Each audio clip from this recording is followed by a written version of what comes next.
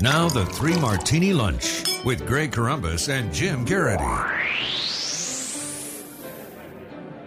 And welcome, everyone, to the Thursday edition of the Three Martini Lunch. Eliana Johnson, Washington Bureau Chief of National Review, in for Jim Garrity today. I kid you not, Jim Garrity was a late scratch today because the local school district closed because it was cold.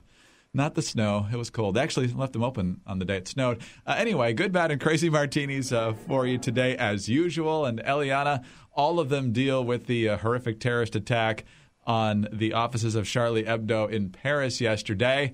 And we start, oddly enough, with Bill Maher in the Good Martini. He was on Jimmy Kimmel last night. He's also well known for, in addition to his all his annoying liberal opinions, being quite harsh on tolerance for the intolerance of many radical Muslims. And so he was talking last night on the Jimmy Kimmel Show about how liberals need to stand up for their liberal ideas all the time. And here's what he said. I'm the liberal in this debate.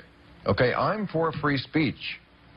To be a liberal, you have to stand up for liberal principles. It's not my fault that the part of the world that is most against liberal principles is the Muslim part of the world. There have been studies. We have facts on this. Treatment of women. They studied 130 different countries. 17 of the bottom 20 were Muslim countries. In 10 Muslim countries, you can get the death penalty just for being gay. They chop heads off in the square in Mecca. Well, Mecca is their Vatican City. If they were chopping the heads off of Catholic gay people, wouldn't there be a bigger outcry among liberals? So, Eliana, not that we want to put Bill Maher in the Good Martini probably too often, but this is an issue that he's actually been pretty vocal on for a long time, and it is telling that there's finally someone out there on the left telling others on the left that you can't distance the attackers from the motivation as often as it seems to be happening. This really isn't a matter, as Bill Maher says, though, of standing up for liberal principles. It's a matter of prioritizing liberal principles. And Bill Maher is merely prioritizing the principle of free speech, which liberals and I would say most Americans believe in, over another principle that liberal Democrats hold dear, which is that all cultures, all religions, all people are of equal value. And what we see, and what Bill Maher has said, that many Muslims are cheering these attacks and are happy that there are religious extremists blowing up magazines and cartoonists that depict the Prophet Mohammed in ways they find offensive, suggests that religions are not all equal, that cultures are not all equal. And that is what most liberals have a very hard time admitting, and they are unwilling to sacrifice their belief that the Muslim religion is not equal to all others. Eliana, it goes obviously in all political directions. There are certain things that people don't like, but they respect the freedom of speech, freedom of expression. But when that principle collides with the other liberal ideal of political correctness, that's where they kind of find themselves at a weird crossroads, it seems. Exactly. And Bill Maher is merely saying that free speech is the most important principle to him, and that's what he's sticking up for. And he has really the courage to say, hey, guys, the truth is that this other principle that you've been touting for so long simply isn't true. And that's what many liberals simply aren't willing to do. So I don't think it's quite as simple as standing up for liberal principles.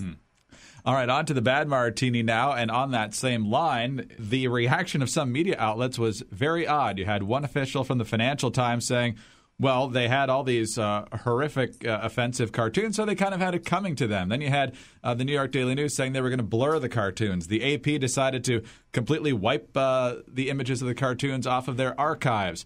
Cable news networks, interestingly, even as some of them had guests talking about how important it was to publish these things and defend free speech, all pretty much decided not to show them. So over on CNN, Fareed Zakaria essentially accepting the premise that either you defend free speech all the way or you risk getting people killed. You know, unfortunately, it would be nice to say it's not going to work, it shouldn't work, but the reality is that it will have a chilling effect. It already has had a chilling effect, and these are difficult decisions that news organizations now have to make, that magazines will have to make, because yes, of course you believe in freedom of speech, but do you also want to put lives at risk? Particularly, it's one thing to put your own life at risk, you're putting other people's at risk.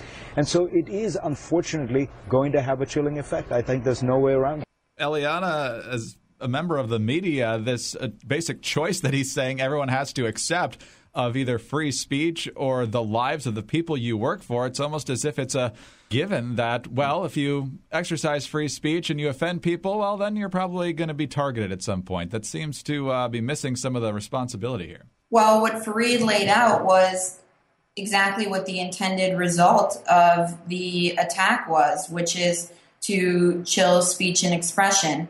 And the response of many outlets to publish the cartoons was a rejection of that. Fareed, of course, isn't entirely wrong that the publication of these cartoons has gotten lots of people killed. But I think the point that outlets were making by publishing them is that if everybody continues to do it, everybody is equally at risk. Whereas if everybody starts censoring and very few outlets do it, those outlets are singularly at risk of coming under attack. So it's not quite so simple. What's been the general discussion, I guess, at National Review? I don't know that a lot of people have decided to publish these either in print format or online, but what's the general thinking there? I think what you've really seen across the media is that legacy media outlets, the New York Times, the Washington Post, in their news coverage, they have censored them. Lots of legacy television networks and new media like BuzzFeed and online outlets, they have published the cartoons. We are anti-censorship at National Review. All right, on to the Crazy Martini now. And why wouldn't MSNBC end up in the Crazy Martini as we talk about this story? Now, hosted by Alex Wagner, had a couple of guests on talking about this, one of whom was Eric Bates, the former executive editor of Rolling Stone. Yes, the same one that put one of the Tsarnaev brothers on the cover and, of course, was behind the rape culture University of Virginia story that has been debunked on multiple levels over the past several weeks. Nonetheless, Mr. Bates decided to make an interesting comparison between the slaughter of cartoonists and police officers in Paris to the Christian right in this country. Here was his explanation and his analogy. This isn't just Islamic extremism. If you go back to the 80s, during the Reagan administration, when Jerry Falwell sued Hustler magazine for portraying him having, I believe it was drunken incest with his mother in an outhouse, again in a visual form, and won a $150,000 court case against Hustler for that. That was overturned by the Supreme Court, I think 8-0. So, you know, religious fundamentalists of all stripes and of all nationalities have this penchant to say, we want to be able to tell you what you can and can't portray. So killing 12 people and taking someone to court are apparently morally equivalent over at MSNBC, Eliana. As if Rolling Stone really needs more bad press right now. But it's just absurd to compare filing a lawsuit over something with blowing somebody up who you don't agree with. It's completely absurd. And I would add that the professor of Middle East Studies, Juan Cole, was comparing Sarah Palin to the perpetrators of this attack. So this guy is not alone. Where does this go then? Do you think, based on Bill Maher, some of this changes in the liberal media compared to what we just saw and heard from MSNBC? Or do you think that whenever this happens again, if this happens again, that we'll basically get this same type of reaction based on different ideology? I have to say, I think that we're approaching a critical mass of people realizing this is really a problem. And as Bill Maher suggested, confronting a painful truth, liberals confronting a painful truth that, hey, we've got a problem with this particular religion. Something tells me we'll be addressing this again fairly soon, unfortunately, and perhaps it'll be just a dialogue following this latest tragedy. But if the last several weeks are any indication, we may be talking about more lives lost sooner rather than later. Eliana, unfortunately, the news is all pretty disappointing and depressing, but thank you Except for Jim's kids got to stay home because it's 20 degrees. Exactly right. You have a great day, though. We'll talk to you soon. Have a great day, Greg. Eliana Johnson, Washington Bureau Chief for National Review. In for Jim Garrity today, I'm Greg Corombos of Radio America. Thanks for being with us. Jim and I will be back on Friday for the next edition of the 3 Martini Lunch.